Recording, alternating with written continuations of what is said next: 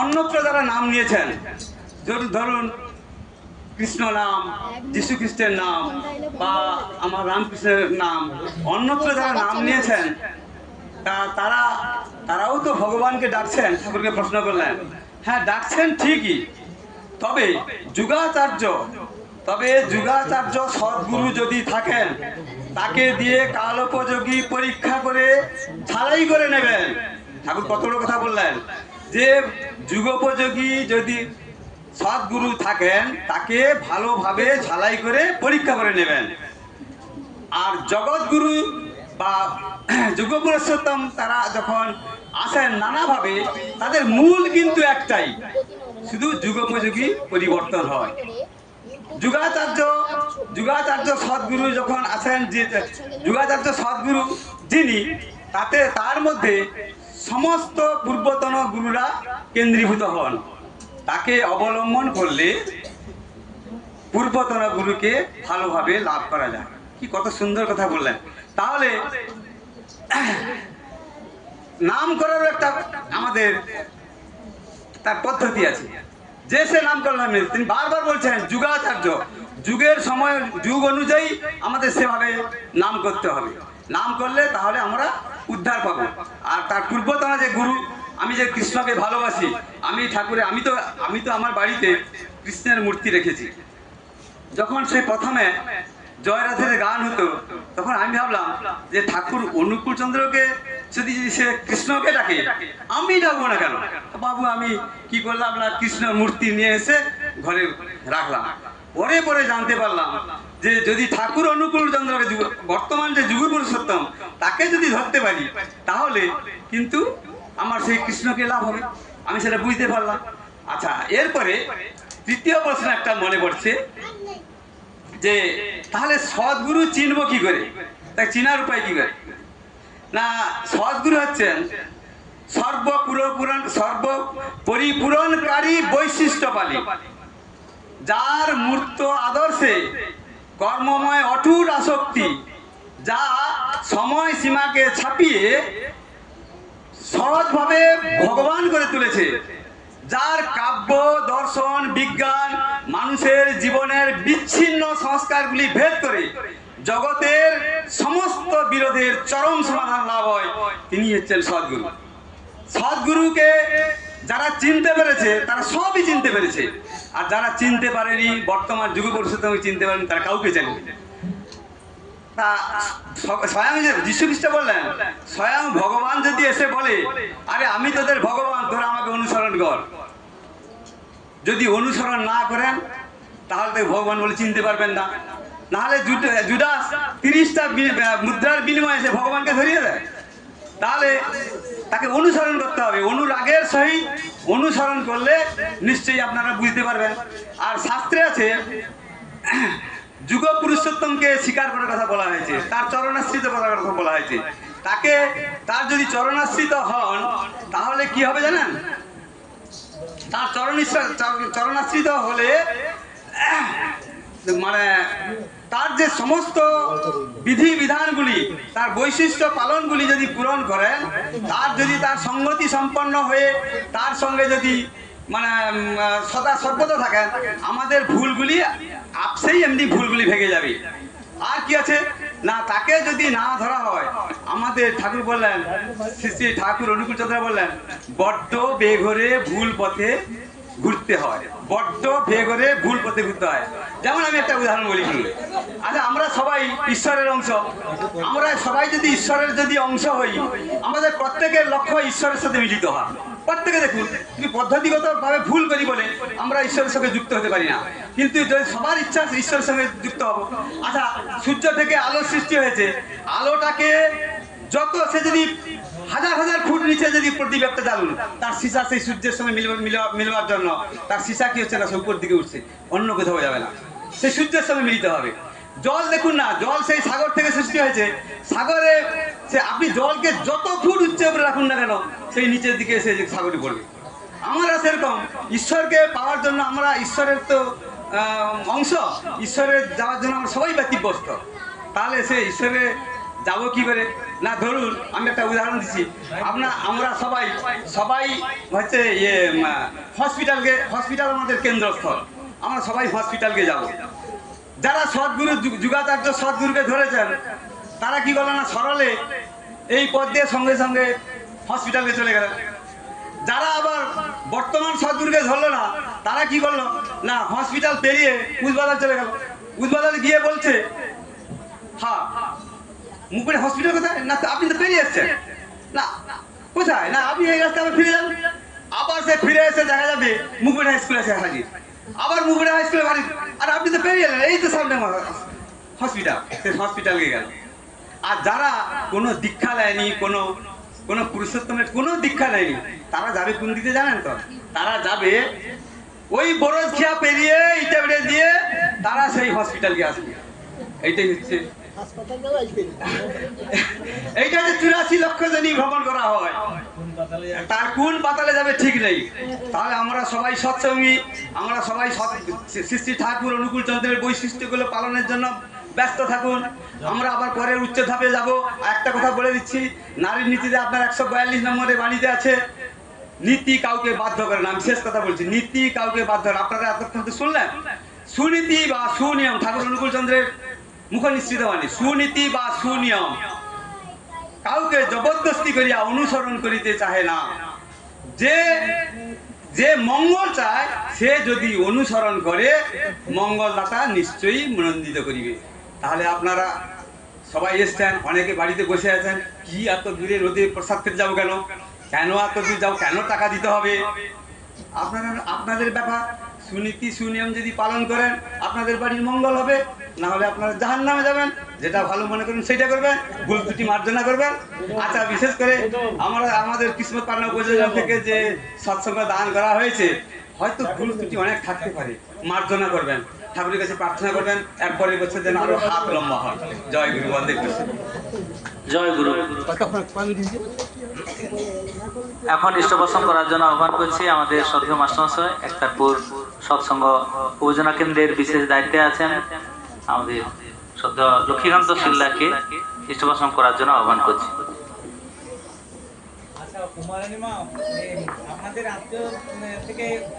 জয় গুরু। পরম প্রেম শ্রী শ্রী ঠাকুর অনুকূল চন্দ্রের আতুর চরণে সহস্র কোটি প্রণাম জানি। পরমারাধ্য জগৎ জননী লক্ষ্মী মাতা শ্রী চরণে কোটি কোটি প্রণাম জানি। শ্রী শ্রী দাদার শ্রী চরণে কোটি কোটি প্রণাম জানি। বর্তমান আচার্যদের শ্রী চরণে কোটি কোটি প্রণাম জানি। ঠাকুর বাড়ির প্রতিপদ থেকে শ্রী চরণে কোটি কোটি প্রণাম জানি। ঠাকুর অবিন দাদার শ্রী চরণে কোটি কোটি প্রণাম জানি। উপস্থিত যারা রয়েছেন সকলে 5 মিনিট সময় দেওয়া আছে, 5 মিনিটও নেব না, 4 মিনিট নেব। সকলের মঙ্গল কামনা করি, সকলের মঙ্গল কামনা করি। যারা সৎসঙ্গ আজকে দিয়েছেন, কি দিয়েছেন আপনারা জানেন না। আজকে কি পবিত্র দিন, আপনারা এ জন্মে গেল, এর পরের জন্মেও এই ঠাকুরের পদধূলি পাবেন, এটা আমি বিশ্বাস করি। আজকে বড় একটা দিন আপনারা দিয়েছেন, আর যারা রয়েছেন আপনারা তো আজকে যে দিনে আসছেন খুব মঙ্গলের অধিকারী হবেন, এটা আমি ভালোভাবে বিশ্বাস করি। যাই হোক, আচার্যদেবের আজকে 58তম জন্মদিবস। এই আচার্যদেবের জন্মদিবসে আমার সৌভাগ্য হয়েছিল কোথায় যাওয়া, দেওঘরে যাওয়া। কি বলবো আপনাদের, এত লোকজন, এদের জল খাওয়া থেকে আরম্ভ করে সমস্তটা ঠাকুর বাড়িতে করেছে। আমরা তো, আমি বলি জল খাবার দেবে কি করে? আনন্দবাজার হয় আমি জানি, এত লোকের জল হয় নাকি? জল খাবার আমের গাড়ি, একজন 1 কেজি 2 কেজি করে আম খেয়েছে, আরো এতে নিয়ে এসছে। এই হচ্ছে ঠাকুর বাড়ি। কে দিচ্ছে, কেন দিচ্ছে, কোথেকে আসছে? লরি লরি আম। আমরা তো এদিকে তাকাই আম নেবে, আম না, এইদিকে তাকাই আম, সব লরি লরি আম। আমরা ঠাকুরের এতে আমরা অর্ঘ্য দেবো, আমরা চিন্তা করি, ঠাকুরের এতে অর্ঘ্য দেবো আমরা ভাবি।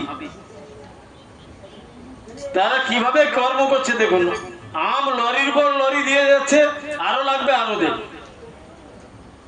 জন্মদিনে আমরা ছিলাম, সেটা আমি উপলব্ধি করেছি। আমরা কোথায় আছি, আমরা কোথায় আছি? যাই হোক, ঠাকুর হচ্ছে সবসময় লীলা করে। আমরা সবসময় আমাদের জন্য ভাবি, আমার ছেলেটা, আমার মেয়েটা, আমার ভাইটা, আমার বোনটা কেমন থাকবে সেটা ভাবি। অপরের জন্য একদম চিন্তা করি না আমরা। আজকের দিনে থেকে আমরা শপথ করবো, আমরা অপর বাড়ির মঙ্গল চাইবো, অপর ছেলে মেয়ের মঙ্গল চাইবো, তবে আমার মঙ্গল হবে। এটা আমাদের প্রতিজ্ঞা করতে হবে। আমরা যারা গুরু ভাই আছি সবসময় ডিপিওয়ারকে যেতে হবে, অপরের মঙ্গল কামনা করতে হবে। আমরা আমাদেরটা চাইবো না। এই যে বিমলদা আজকে কখনো একবারও বলেনি যে আমার নাতির আজকে জন্মদিন আছে। আমি বললাম পেছন থেকে, আমি জানি বিমলদা বলবে না, ও কোনোদিন বলবে না, আমি জানি। আমি বললাম যে ওর নাতির জন্মদিন আছে, তবে গৌতম বললো ওর নাতির জন্মদিন। যাই হোক, যারা সৎসঙ্গ দিয়েছেন আপনারা মঙ্গলের অধিকারী হবেন, যারা এসছেন আপনারাও মঙ্গলের অধিকারী হবেন। আমাকে নিচে কাজে ডাকছে, যেতে হবে। সকলের মঙ্গল কামনা করে সকলে নাচবেন, এই সৎসঙ্গে জয়েন করবেন, এই কামনা করে আমি ইষ্ট প্রসঙ্গ শেষ করছি। জয় গুরু।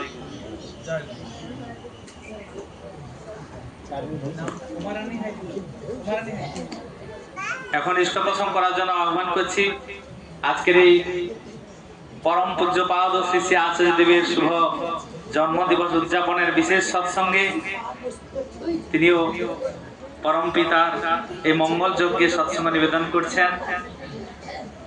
আমাদের ঠাকুরনগর সৎসঙ্গ ভোজনা কেন্দ্রের ইষ্টপ্রাণা উমারানী হাইতমা, তাকে আমি ইষ্টপ্রসঙ্গ করার জন্য আহ্বান করছি।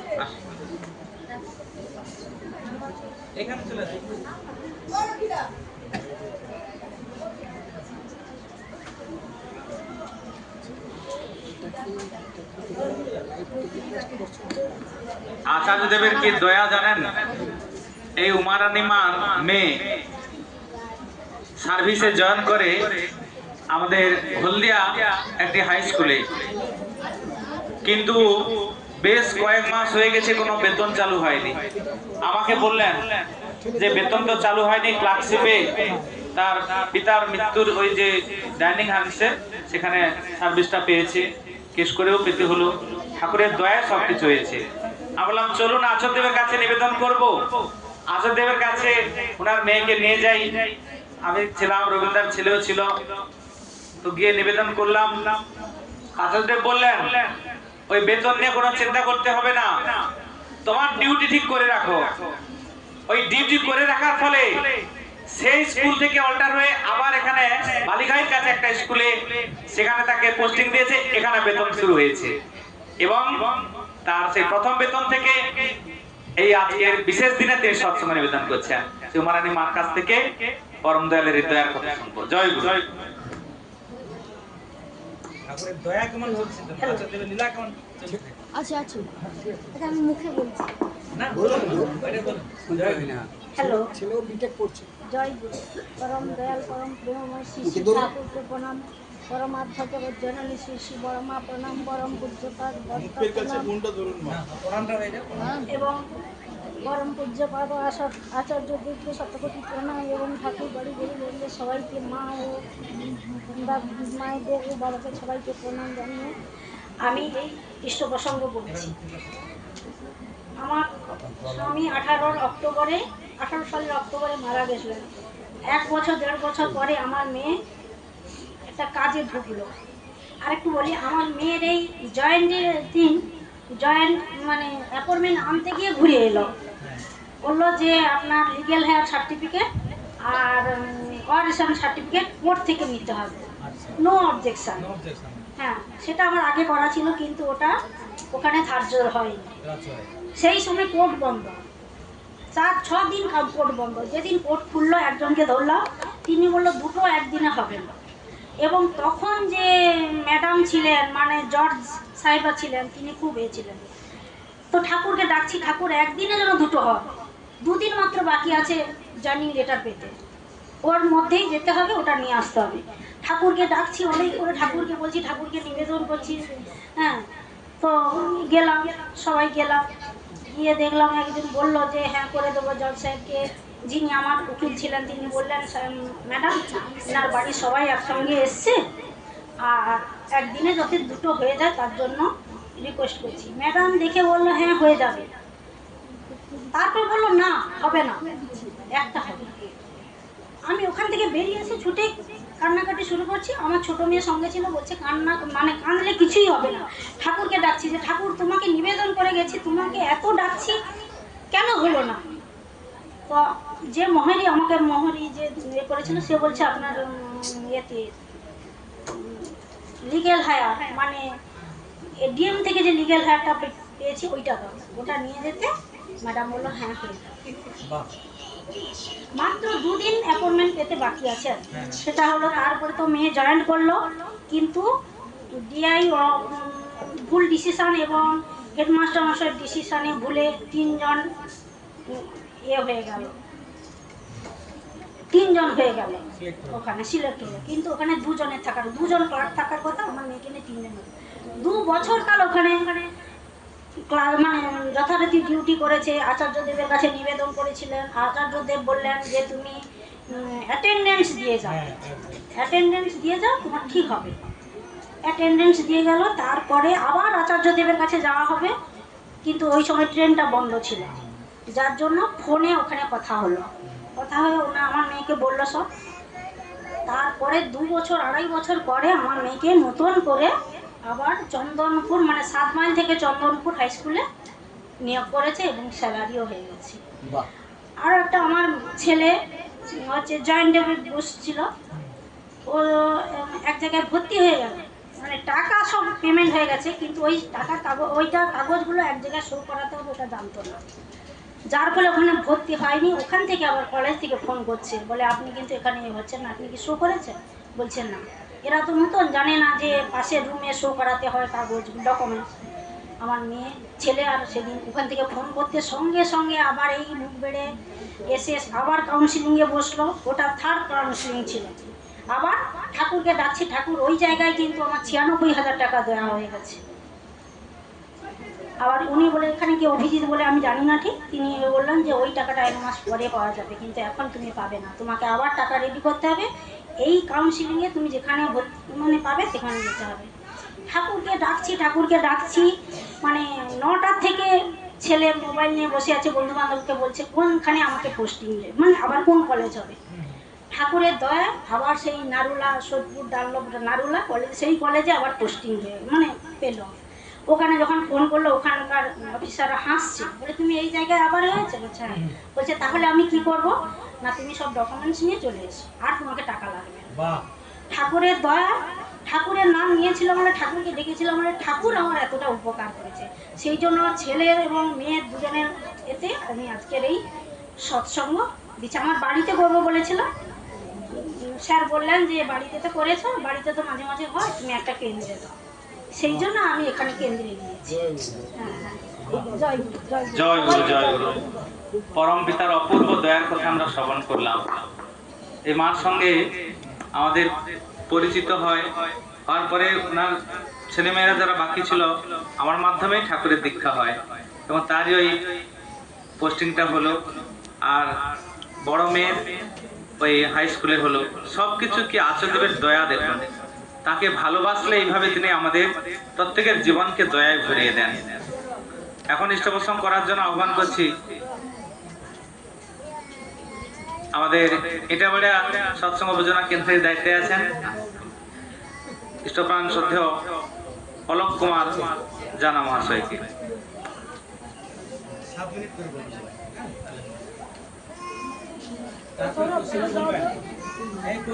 এরপরে বলবেন আপনি, এরপরে আমি আপনার কথা রেখেছি, আপনাকে আমার কথা রেখেছি।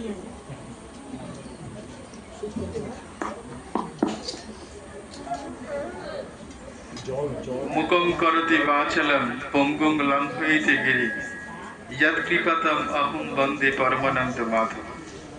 প্রিয় পরমের রাঙার আতুল চরণে আমার আহমি লুণ্ঠিত প্রণাম জানাই। পরমারাধ্যা জগৎ জননী শ্রী শ্রী বড়মার রাঙার আতুল চরণে আমার আহমি লুণ্ঠিত প্রণাম জানাই। পরম পূজ্যপাদ শ্রী শ্রী বরদা রাঙার আতুল চরণে আমার আহমি লুণ্ঠিত প্রণাম জানাই। পরম পূজ্যপাদ শ্রী শ্রী আচার্যদেব যার শুভ জন্মদিন আজকে, তার শ্রীচরণে আমার আভূমি লুণ্ঠিত প্রণাম জানাই। পরম পূজ্যপাদ শ্রী শ্রী অবিন্দ দাদা সহ ঠাকুর পরিবারের প্রতি প্রত্যেকের রাঙার আতুল চরণে আমার আভূমি লুণ্ঠিত প্রণাম জানাই। আজকের এই পবিত্র সৎসঙ্গে উপস্থিত আমার শ্রদ্ধেয় ঋত্বিক দেবতা, যাজক, অধৈর্যর পাঞ্জাধারী কর্মী যারা রয়েছেন, ইষ্টপ্রাণা মায়েরা, ভক্তপ্রাণ দাদারা, স্নেহের ছোট ছোট ভাই বোনেরা, প্রত্যেককে যথাযোগ্য স্থানে রানন্দিত জয়গুরু, প্রণাম, শ্রদ্ধা এবং ছোটদের স্নেহ ভালোবাসা জানাই। আমার সময় রয়েছে 7 মিনিট। আমি 7 মিনিটে আমার যতটুকু বলার সম্ভব হয় বলার চেষ্টা করছি। আচ্ছা বলুন তো, আজকে আমরা যারা সৎসঙ্গে এসেছি তারা আমরা ঠাকুরকে ভালোবেসি বলেই তো এসেছি, হ্যাঁ কি না? হ্যাঁ, বলুন। অন্যান্য যারা বাড়িতে আছেন তারা অতটা টান অনুভব করেননি বলে আসেননি। আবার যারা এসেছেন তারা একটা আনন্দ নিয়ে ফিরে যাবেন।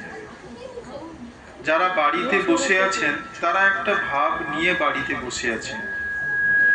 আমরা এতক্ষণ 2-3টি ইষ্ট প্রসঙ্গের মধ্য দিয়ে শুনলাম যে ঠাকুরকে যদি কাতরভাবে ডাকা যায় সেই ডাক কিন্তু তার কাছে পৌঁছয়। আবার সেই ডাকটা আপনি যেভাবে ডাকছেন কাতরভাবে, সেই ডাকটার রিপারকেশন বা প্রতি উত্তর আপনি হাতে হাতে পাবেন। কিরকম পাবেন না, আপনার ওই যে বিজ্ঞানের ভাষায় প্রত্যেক ক্রিয়ার সমান ও বিপরীত প্রতিক্রিয়া আছে। অতএব আপনার আকুতি, আপনার ডাক যতটা আন্তরিক হবে, যতটা নিরহংকার হবে, যতটা নিষ্কাম হবে, ততটা ফল কিন্তু আপনি হাতে নাতে পাবেন। লক্ষ্মীদা বলে গেলেন যে আমরা যেন অপরের মঙ্গল কামনা করি। আমার উমা মায়ের কাছ থেকে শুনলাম কি করে ভীষণভাবে 2টো সমস্যায় তিনি শ্রী শ্রী ঠাকুরের লীলা, তার কৃপা তিনি পেয়েছেন। এইরকম আমরা আমাদের প্রত্যেকের জীবনে কিছু না কিছু অভিজ্ঞতা আছে, হ্যাঁ কি না? আছে তো? তাহলে ঠাকুর কিন্তু আমাদের তার সন্তানদের কখনো বিমুখ করেননি। তিনি তাকে আমরা যারা ধরেছি, আঁকড়ে ধরেছি, তার শ্রীচরণ পেয়েছি, তিনি কোনো না কোনোভাবে রোগ, জরা, ব্যাধি, সমস্যা বিভিন্ন জায়গা থেকে আমাদের কিন্তু তিনি রক্ষা করছেন। তাহলে তিনি সন্তানকে রক্ষা করছেন, তিনি সন্তানকে বড় করছেন, সন্তানকে ভালো রেখেছেন। তিনি পরিবর্তে আমাদের কাছে কিছু চান। কি চান? আমাদের এই সৎসঙ্গ যে কেন্দ্রটি আপনারা শুনেছেন, তার পবিত্র শ্রীমন্দির নির্মাণের একটা আশীর্বাদ হয়েছে। আপনারা শুনেছেন? শুনেছেন তো? আমার শ্রদ্ধেয় বিমলদা, শ্রদ্ধেয় যুগলদা এই পরিবারের পক্ষ থেকে একটা বিরাট মহৎ কাজ তারা করেছেন, ভূমিদান করেছেন। সেখানে জায়গাটা ভরাট করে শ্রীমন্দির নির্মাণের আশীর্বাদ হয়েছে। এবারে কিন্তু আমাদের প্রত্যেককে দিতে হবে, কিছু না কিছু দিতে হবে। আপনারা শুধু পেলে কিন্তু হবে না। শুধু কি আমরা পাবো এটা ঠিক, আমরা কিছু দেব না এটা কি ঠিক? তাহলে কিছু পেতে গেলে কিছু দিতে হয়। কি দেবেন? আমাদের কি দেওয়ার আছে? প্রথম কথা, ভালোবাসা দিতে হবে। ঠাকুরকে অকৃত্রিম ভালোবাসা দিতে হবে। তাকে আনকন্ডিশনাল লাভ, সেলফলেস লাভ, অর্থাৎ নিঃস্বার্থ ভালোবাসা আর নিঃস্বার্থ ভালোবাসা, এই দুটো জিনিস দিতে হবে। এই দুটো যদি আপনি দিতে পারেন তাহলে আপনি বাদবাকিগুলো দিয়ে ফেলতে পারবেন। আপনি যদি বলেন যে আমার ছেলের শুভ জন্মদিন, আমি তার জন্য একটা ঘটা করে অনুষ্ঠান করব, তার জামা কাপড়, খাওয়ার দাওয়ারের জিনিস কিনবো, কেন করেন? ছেলেকে ভালোবাসেন বলে তো। তাহলে আমার ছেলে, আমার মেয়ে, আমার সংসার, ঠাকুরও তো আপনার। ঠাকুর আপনার নয় কি? তাহলে তিনি যদি আপনার হন, তার কাজে আমরা যেন আমাদের যথা সর্বস্ব দিয়ে কিন্তু আমরা নিজেদেরকে যেন ধন্য করি। আমরা সৎসঙ্গেই আসি, যে কোনো উৎসবে যাই, কিংবা শ্রীমন্দির নির্মাণে অর্থ, শ্রম, সহযোগিতা, সেবা, যে যেটা পারি সেটা নিয়ে কিন্তু আমাদের এগিয়ে আসতে হবে। আমাদের সামনে বিরাট মহৎ কাজ রয়েছে, আমাদের ঋত্বিক দেবতা গৌতম দা বলবেন, মৃত্যুঞ্জয় দা বলবেন, আমরা স্বপ্ন দেখছি যে সেই পরম পূজ্যপাদ শ্রী শ্রী আচার্যদেব যার শুভ জন্মদিনে আমরা পালন করছি, তার শুভ নির্দেশটা আমরা কিভাবে রূপায়ণ করতে পারি, এটা আমাদের কিন্তু ভাবতে হবে। আমাদের অলরেডি কর্মী বৈঠক হয়েছে, আবার হয়তো বৈঠক হবে। আপনারা শুনে রাখুন, আপনারা মানসিকভাবে প্রস্তুত থাকুন। সবাই কিন্তু আমরা হাতে হাত ধরে যেন শ্রীমন্দির নির্মাণের কাজে ঝাঁপিয়ে পড়তে পারি। কি আমরা সবাই করবো তো নাকি? এই আহ্বান জানিয়ে সবার সার্বিক সহযোগিতা সমস্ত দিক থেকে আমি কামনা করে, এবং সবশেষে বলবো, শ্রী শ্রী ঠাকুর প্রত্যেক থার্ড জেনারেশনে নিরন্তর লীলা করার কথা আমরা দেখতে পাচ্ছি। শ্রী শ্রী ঠাকুরের থার্ড জেনারেশন কে বলুন তো? না, পরম পূজ্যপাদ শ্রী শ্রী দাদা ছিলেন। দাদা মানে কে ছিলেন? আচার্যদেবের পিতা। তাহলে শ্রী শ্রী বরদা লীলা করছেন কার মধ্য দিয়ে? আচার্যদেবের মধ্য দিয়ে। আমার কথাটা কি বুঝতে পেরেছেন? আর এর আগের আচার্যদেব লীলা করছেন অবিন দাদার মধ্য দিয়ে। তাহলে রেতধারার মধ্য দিয়ে তাদের লীলা কিন্তু আমরা পাচ্ছি। অতএব তাদের ইচ্ছা আমরা যেন পরিপূরণ করি। দেখুন, আমরা কিভাবে রক্ষা পাবো সে আমরা নিজেরাই বুঝতে পারবো। সবার সুস্থ স্বাস্থ্য সুদীর্ঘ মঙ্গলময় জীবন কামনা করি। যারা সৎসঙ্গ দিয়েছেন তাদের সমস্ত ইচ্ছা পূর্ণ হোক। আমার শ্রদ্ধেয় বিমলদার যে নাতি, তার শুভ জন্মদিন। আমার শ্রদ্ধেয় উমামা যে উদ্দেশ্যে দিয়েছেন প্রত্যেকের, আপনার হ্যাঁ বলেছি, পাটনা উপযোজনা কিন্তু বিশ্বজিৎ দা, আমার সৌরভ ভাই, সবার আপনাদের উপস্থিত সবার প্রতি প্রত্যেকের ইচ্ছা পূর্ণ হোক এই কামনা করি। সবাই খুব ভালো থাকুন। জয় গুরু। জয় গুরু।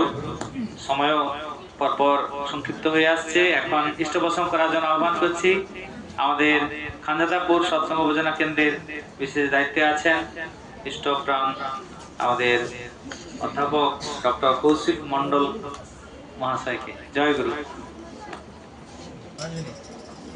উপস্থিত আমার শ্রদ্ধেয় সহপ্রতিনিধি এবং পাঞ্জাদারি কর্মীগণকে বা যথাযোগ্য স্থানে জয়গুরু প্রণাম জানাই।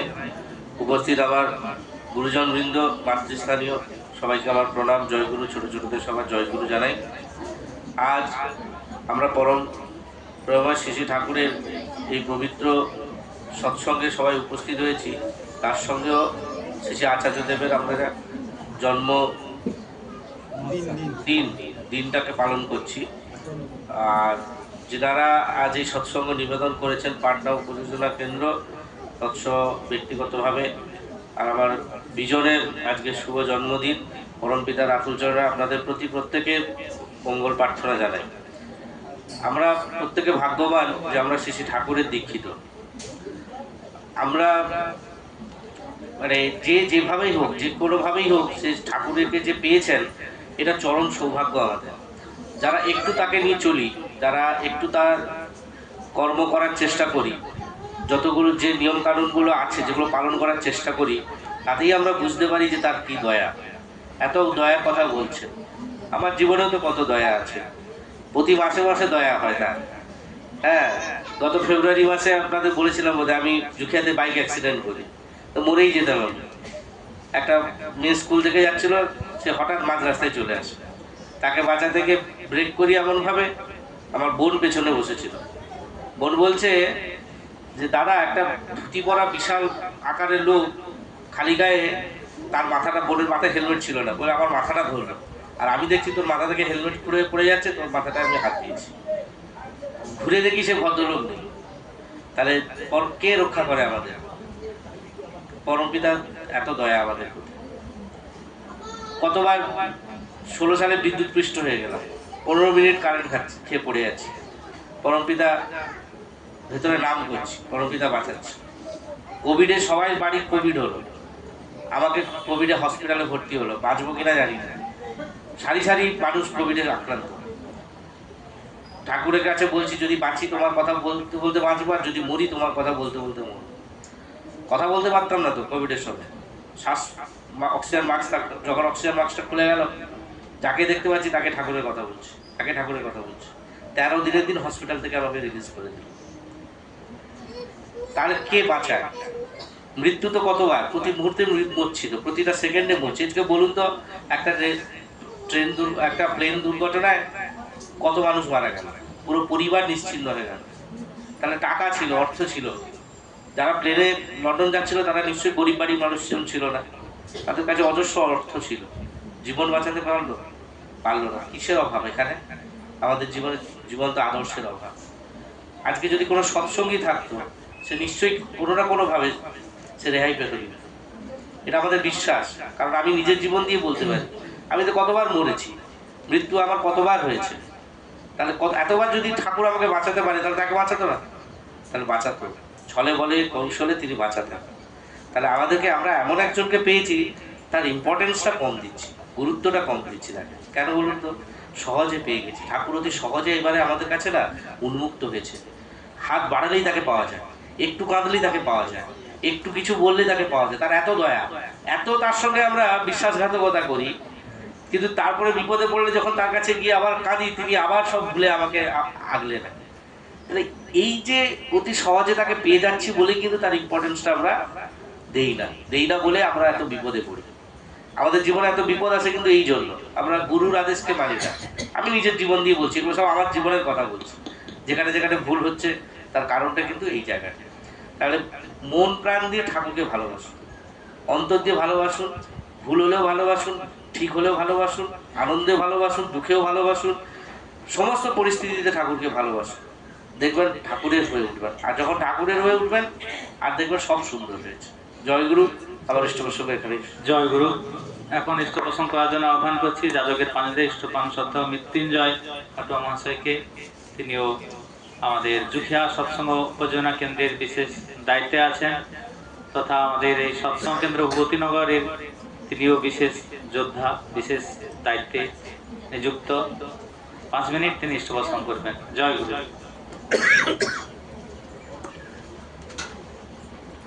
পরম প্রেমময় শ্রী ঠাকুর, পরমাত্মা শ্রী বর্মা, পরম পূজ্যপাদ শ্রী বর্ধা, পরম পূজ্যপাদ শ্রী আচার্যদেবের আত্মচরণে কোটি কোটি প্রণাম জানাই।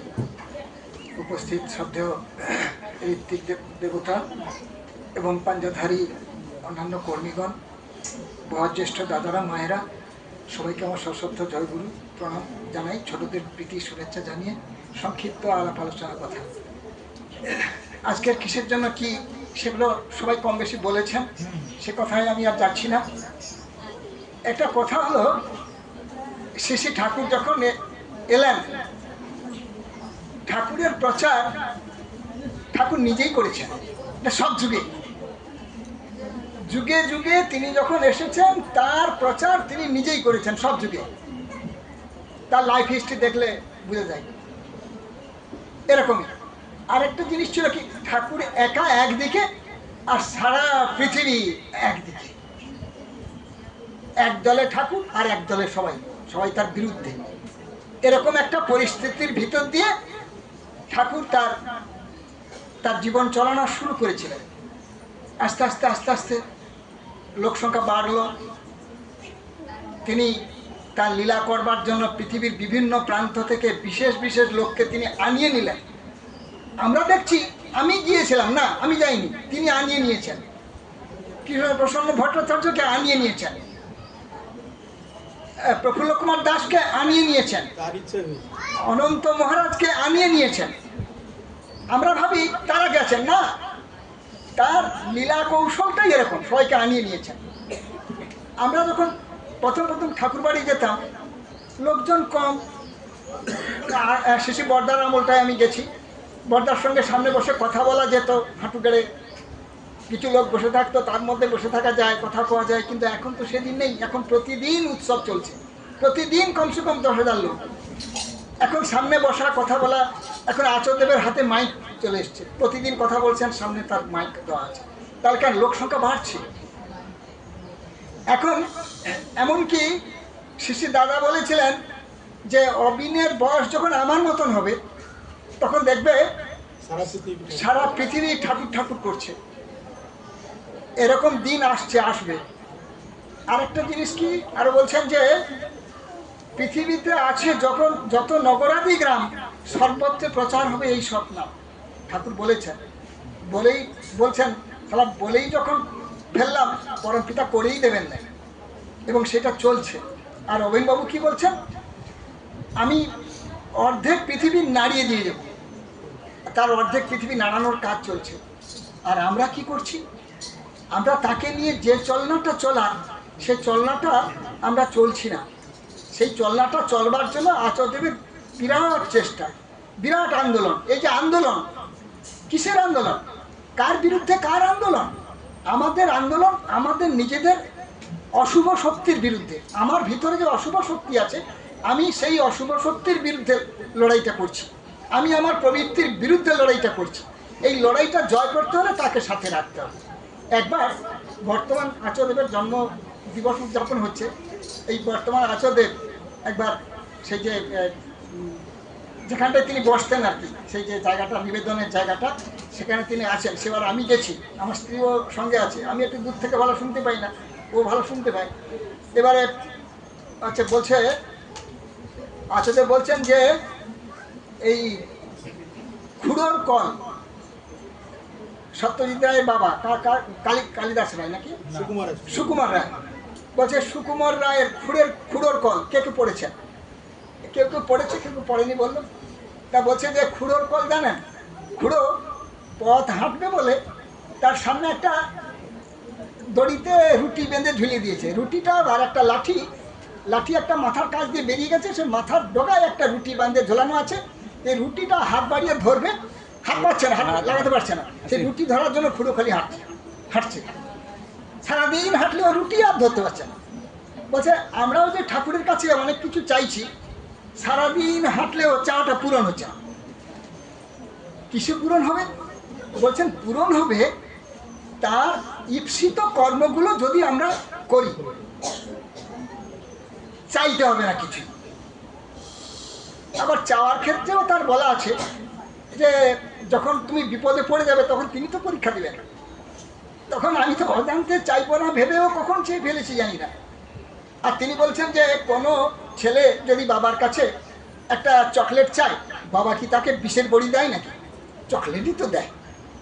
আবার তিনিও বলছেন তুমি যখন বিপদে পড়বে তুমি আমাকে জানাবে না তো কাকে জানাবে? আমার মতন তোমার কি দ্বিতীয় কেউ আছে নাকি? আমার মতন কি তোমার দ্বিতীয় কেউ আছে যাকে তুমি জানাবে, আর জানালে সে কিছু করে দিবে? তাহলে আমাকে ছাড়া তুমি আর কাকে জানাবে? তো জানাই সব ঠিক করেছো, বেশ করেছো। এই হচ্ছে ব্যাপার। আর জানানোর সঙ্গে কর্ম না থাকলে হবে না। একবার এই আচার্যদেব বলছেন, তখন বাবাই দা ছোটোবেলা, যখন 10-12 বছর বয়স, বলছে ছোটোবেলা আমরা দেখতাম যে লাইটগুলো সকাল হয়ে গেছে তবুও লাইটগুলো এখানে ওখানে সব আশ্রমে জ্বলছে। বলছে আমরা কটা বাচ্চা দৌড়ে গিয়ে আমরা ছুটাছুটি করে এ ঘর সে ঘর সিঁড়ি দিয়ে উঠে সব সুইচগুলো নিভিয়ে দিয়ে নামতাম, ঠাকুরের কারেন্ট পুড়ে যাচ্ছে এইসব আমরা এটা করতাম।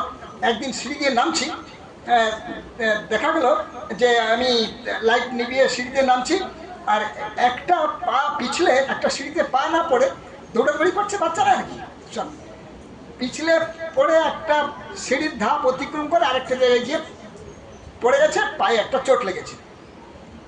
তারপরে দেখা গেল যে যেটাই পাটা দেওয়া হয়নি ওটাই একটা বিষাক্ত সাপ শুয়ে আছে। এবার সেইটা গিয়ে ঠাকুমাকে বলেছি। এবার ঠাকুমা তখন বলছেন যে তোরা ঠাকুরের কাজ করছিস না কিনা, লাইট নিবেছিলি, তোরা ঠাকুরের কাজ করছিস না কিনা, তাই পরম পিতা দয়া করে তোদের রক্ষা করে দিলেন। ওই তার কাজ করলে এটাই হবে। হ্যাঁ, জয়। তা সেই কারণে আমরা সবসময় তার কাজের সঙ্গে জড়িয়ে থাকবো। শিশি দাদা একটা কথা বলেছেন, আমার ইচ্ছে করে কাজ যখন থাকে না, চাল ডাল একসঙ্গে মিশিয়ে আমি দা হাউসের মাঠে তোমাদের বসিয়ে দিই সব বাছাই করার জন্য। কি লাভ? অন্তত ঠাকুরের কাজ করছি বলে বাছাই করবে। তার মানে কি আমি যা করি সারাদিনের মধ্যে যেন আমার কাজের সঙ্গে ঠাকুরের কাজ করছি এই ভাবটা আমার মাথায় থাকে, সেই অনুযায়ী আমার চলাটা হয়। তার জন্য যজন যাজন, ইষ্টভীতি, সৎসঙ্গে যাওয়া, সদাচার পালন করা, নিরামিষ খাওয়া, মাঝে মাঝে ঠাকুর বাড়ি যাওয়া, তার কখন কি আদেশ নির্দেশ থাকে তাতে যোগান দেওয়া, এইগুলো যদি থাকে তাহলে আমার চলাটা ঠিক থাকবে। পরম পিতার আকুল চরণে সবার শান্তি স্বস্তি মঙ্গল প্রার্থনা করি। আর যারা সৎসঙ্গ দান করছেন পরম পিতার কাছে প্রার্থনা করি তাদের যেন মনস্কামনা পূর্ণ হয়। জয় গুরু। এখন আমাদের পবিত্র সৎসঙ্গে ঈশ্বর প্রসঙ্গ করবেন শ্রদ্ধেয় ঋত্বিক দেবতা ডক্টর গৌতম বর্মন, অধ্যাপক মুকুড়িয়া কলেজ।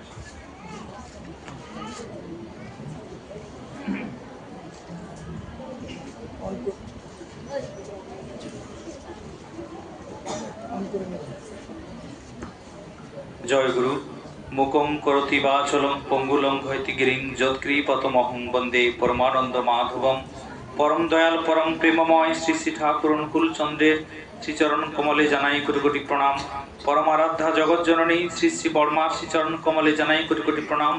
পরম পূজ্যপাদ ও শ্রী শ্রী বরদার শ্রীচরণ কমলে জানাই কোটি কোটি প্রণাম।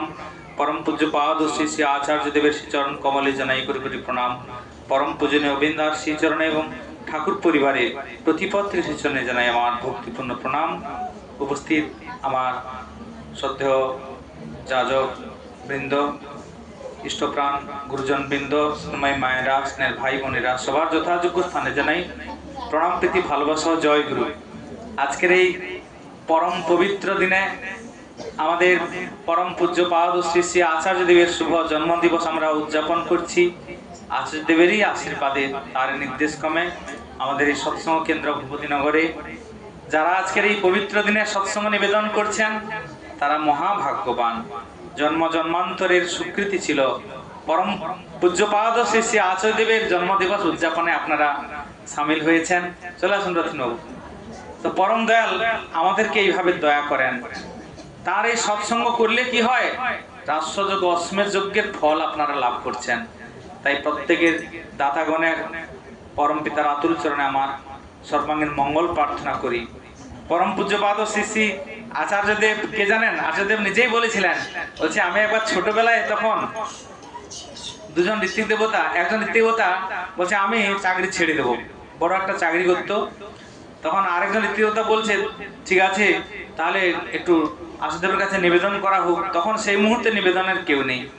তখন আচার্যদেব আমাদের বাবাইদা এইবার ঋত্বিক কনফারেন্স তিনি বললেন, বৌরানী মা বলেছিল, বলছে আচ্ছা লোক বাজারে আম কিনতে গিয়ে বলে আমাকে আম দাও, কি বলে কোনটা বলবে হয়তো ল্যাংড়া দাও, কে বলবে হিমসাগর দাও, তোতা দাও, তাহলে সেই নামটা তো বললে কোনো অসুবিধা আছে? বলছে না। বলছে তেমনি আপনাকে যদি কেউ নাম বলে তাহলে কি কোনো অসুবিধা আছে? বলছে না, নেই। বলছে ঠিক আছে আমাকে আচার্যদেব বললেও হবে, আবার নাম ধরে বললেও হবে।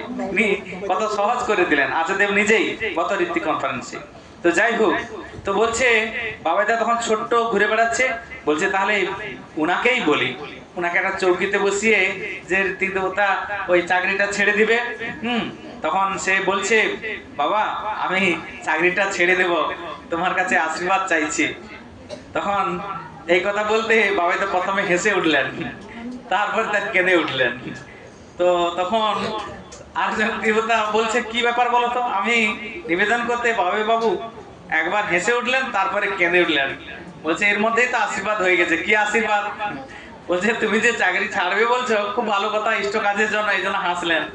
বলছে তারপরে তোমার যে কি দুর্গতি হবে সেটা ভেবে তিনি আবার কেঁদে উঠলেন। তাই তিনি আমাদের সবকিছুকে নিয়েই প্রভুর কাজ করতে বলেছেন, জানেন। তাই আচার্যদেবের কাছে যখন নিবেদন করি আমাদের স্নেহের, আপনার মেয়ের নামটা কি গো? হ্যাঁ, সুচেতার কথা, যেইভাবে বাবার বর্তমানে তারই রিপ্রেজেন্টেটিভ হিসেবে সার্ভিসটা পেয়েছে, কিন্তু কিছুতেই তার বেতন চালু হচ্ছে না, কিছুতেই করছে না, ডিআই অফিস থেকে করছে না, হেডমাস্টার থেকেও করছে না, কিন্তু সবাই চেষ্টা করছে। আচার্যদেব বললেন যে অ্যাটেন্ডেন্স দিয়ে রাখো, অ্যাটেন্ডেন্সটা দিয়ে রাখো। ওই দিতে দিতেই সব কিছু হলো। ওই মায়ের বাড়িতে আমাকে যখন প্রথম বলে, আমি বললাম সৎসঙ্গটা করুন। বাড়িতে কিন্তু সৎসঙ্গ শুরু করলেন, মাসে মাসেই সৎসঙ্গ। তারপর বলছেন এত কিছু হয়ে গেল, হচ্ছে না, আমি এবারে সৎসঙ্গ দেবো, করতে থাকবো, যখন ওর বেতন চালু হবে কোনো চিন্তা নেই, হবে, ঠিক হয়ে গেল। প্রথম সৎসঙ্গ দেবো বাড়িতে, বলছে না এইটা দিবেন বরং কেন্দ্রে, কারণ এই যে দয়াটা আপনি পেলেন, জগতের প্রত্যেকটা মানুষ জানুক তার দয়ার কথা। তার দয়ার কথা কি বলবো, সৎসঙ্গ করলে কি হবে? আমাদের এই গোকুলদা দাঁড়িয়ে আছে, দেখুন গোকুলদা স্ট্রোকে অ্যাটাক হয়ে গেছে, বেহুশ হয়ে পড়ে আছে। তখন বাড়িতে সৎসঙ্গের ডেটও ঠিক হয়ে গেছে, শুধু একটু একটু হুঁশ আছে। বলছে তাহলে সৎসঙ্গ হবে? বলছে না না, আমি দাদাকে বলেছি সৎসঙ্গ হবে, তিনি সৎসঙ্গ বন্ধ করেননি। তা আমি তো গেলাম, সবার মধ্যে একটা থমথমে কান্নাকাটির পরিবেশ। তা আমি বললাম গোকুলদা আমি তো এসেছি সৎসঙ্গ করবো। বেহুশ ভাবেই বলে যাচ্ছে। আমরা তারপরে সৎসঙ্গ করার পরে যে নামটা করি, নামটা আমরা 5 মিনিট কেন করি জানেন?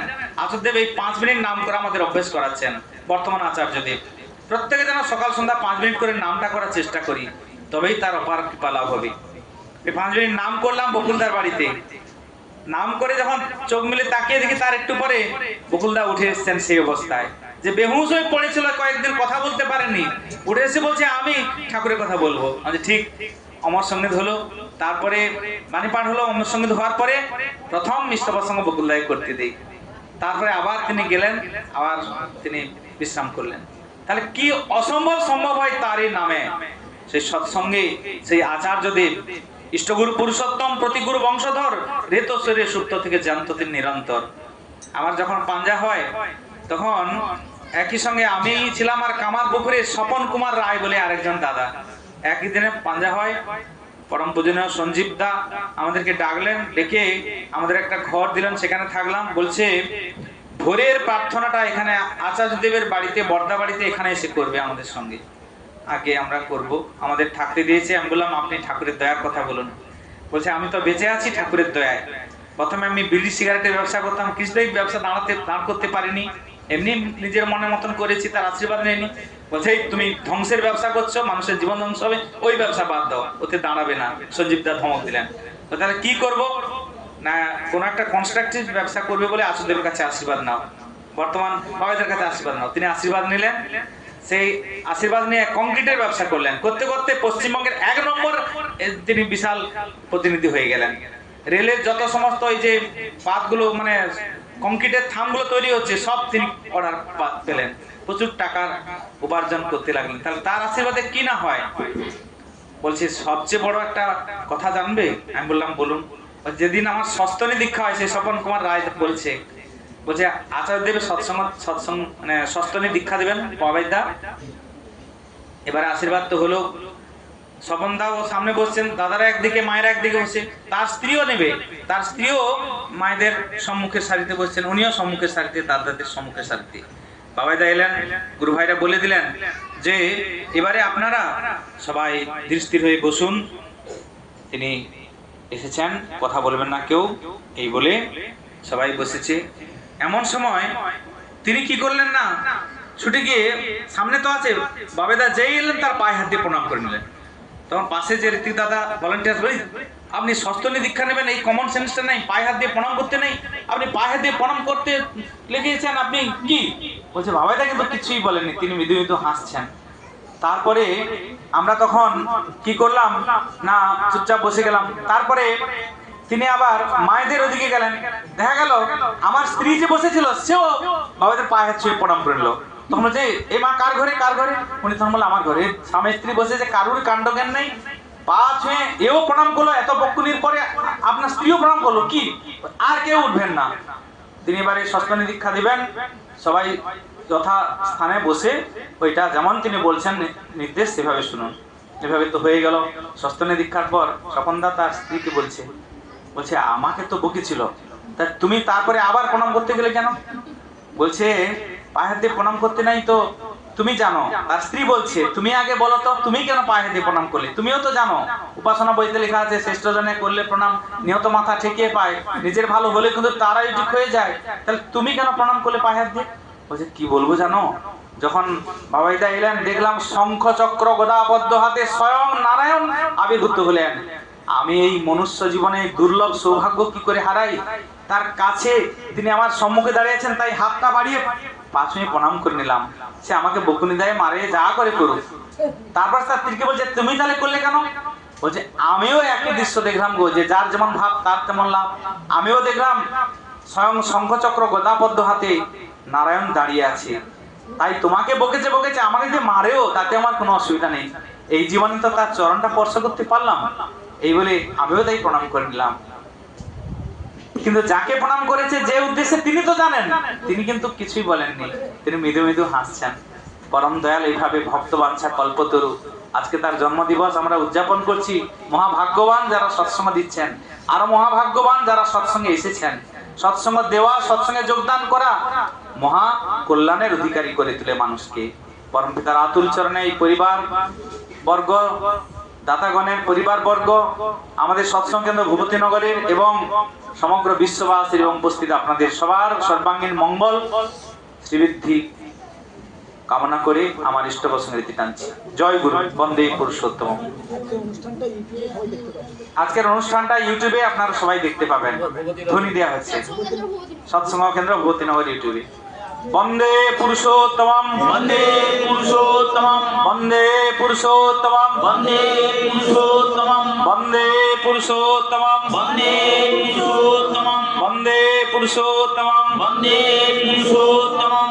পরম দয়াল পরম প্রেমময় শ্রী শ্রী ঠাকুর অনুকূল চন্দ্র জি কি জয়। পরম দয়াল পরম প্রেমময় শ্রী শ্রী ঠাকুর অনুকূল চন্দ্র জি কি জয়। পরম দয়াল পরম প্রেমময় শ্রী শ্রী ঠাকুর অনুকূল চন্দ্র জি কি জয়। পরম আরাধ্যা জগৎ জননী শ্রী শ্রী বর্মা কি জয়। পরম আরাধ্যা জগৎ জননী শ্রী শ্রী বর্মা কি জয়। পরম আরাধ্যা জগৎ জননী শ্রী শ্রী বর্মা কি জয়। পরম পূজ্য পাদ শ্রী শ্রী বরদা কি জয়। পরম পূজ্য পাদ শ্রী শ্রী বরদা কি জয়। পরম পূজ্য পাদ শ্রী শ্রী বরদা কি জয়। পরম পূজ্য পাদ শ্রী শ্রী আচার্য দেব কি জয়। পরম পূজ্য পাদ শ্রী শ্রী আচার্য দেব কি জয়। পরম পূজ্য পাদ শ্রী শ্রী আচার্য দেব কি জয়। সৎসঙ্গ কি জয়। সৎসঙ্গ কি জয়। সৎসঙ্গ কি জয়। বন্দে পুরুষোত্তমম, বন্দে পুরুষোত্তমম, বন্দে আর্যবিত্রিন, বন্দে আর্যবিত্রিন, বন্দে মাতৃবর্গান, বন্দে মাতৃবর্গান, বন্দে অহং কৃষ্টি দৈবতাম, বন্দে অহং কৃষ্টি দৈবতাম, বন্দে পুরুষোত্তমম, বন্দে পুরুষোত্তমম, বন্দে পুরুষোত্তমম, বন্দে পুরুষোত্তমম, বন্দে পুরুষোত্তমম। পরম দয়াল পরম প্রেমময় শ্রী শ্রী ঠাকুর অনুকূল চন্দ্র জি কি জয়। জয় গুরু। অধ্যকার মহতি সৎসঙ্গ এখানে সমাপ্ত হলো। আজকের এই শুভ দিনে কোনো দীক্ষা থাকলে দীক্ষা হবে। ধীরে সুস্থে আপনারা সবাই ঠাকুরের প্রসাদ গ্রহণ করবেন। আর কয়েকটা কীর্তন হবে তো নাকি সৌরভ? সবাই একটা করে পত্রিকা নিয়ে যায়। একই সঙ্গে তো সবারই প্রসাদ নেওয়ার সংকুলন হবে না। আমাদের এখানে কীর্তনও চলবে, কারণ আজকের বিশেষ দিনে তার জন্মদিবস উদযাপন, তাই সৎসঙ্গের পরে আবার কীর্তন চলবে। সৎসঙ্গের আগেও কীর্তন হয়েছে, সৎসঙ্গের পরেও চলবে।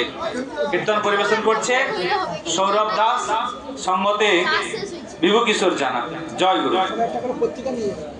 আলোচনা পত্রিকা এসছে, আচার্যদেবের বক্তব্য, পূজনীয় বিঙ্কিদার বক্তব্য, সমস্ত বক্তব্য আছে। অপূর্ব সেই পত্রিকা আপনারা মৃত্যুঞ্জয়বাবুর কাছ থেকে 10 টাকা দিয়ে সবাই সংগ্রহ করবেন। পত্রিকাগুলো নেবেন, জীবনে পরম সৌভাগ্য এটা। জয় গুরু।